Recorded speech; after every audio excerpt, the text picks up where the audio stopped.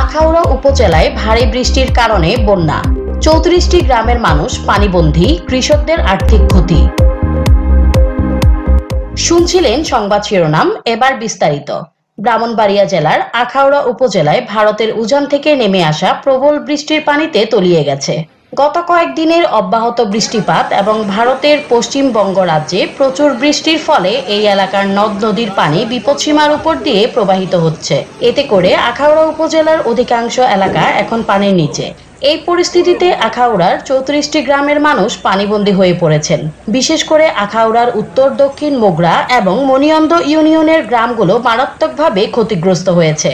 প্রায় ৫০০ পরিবারের কৃষি জমি, সবজি ক্ষেত এবং মাছের ঘের প্লাবিত হয়েছে, যার ফলে কৃষকদের ব্যাপক আর্থিক ক্ষতি হয়েছে।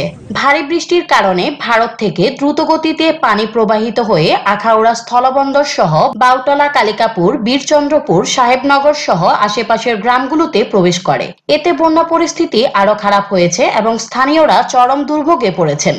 এছাড়াও গাজিরাবাজার এলাকায় অস্থায়ী সেতু ভেঙে যাওয়ায় যোগাযোগ ব্যবস্থা ক্ষতিগ্রস্ত হয়েছে। স্থানীয় সূত্রে জানা গেছে, বন্যার কারণে হাজারো পরিবার এখনো বিপর্যস্ত।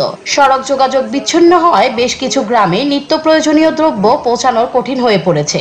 শিক্ষা প্রতিষ্ঠান বন্ধ ঘোষণা করা হয়েছে এবং স্বাস্থ্যসেবা প্রদানকারী ত্রাণ কার্যক্রম পরিচালনা করছেন। আহত ও ভুক্তভোগী পরিবারের সহায়তা করার জন্য স্থানীয় প্রশাসন ও বিভিন্ন স্বেচ্ছাসেবী সংগঠন ত্রাণ বিতরণে নেমেছেন। ত্রাণ সামগ্রীর মধ্যে রয়েছে চাল, ডাল, তেল, নুন, শুকনো খাবার এবং প্রাথমিক চিকিৎসার জন্য প্রয়োজনীয় সরঞ্জাম। বিশেষজ্ঞরা জানিয়েছেন, পানির উচ্চতা আরো বাড়তে পারে যদি বৃষ্টিপাত অব্যাহত থাকে।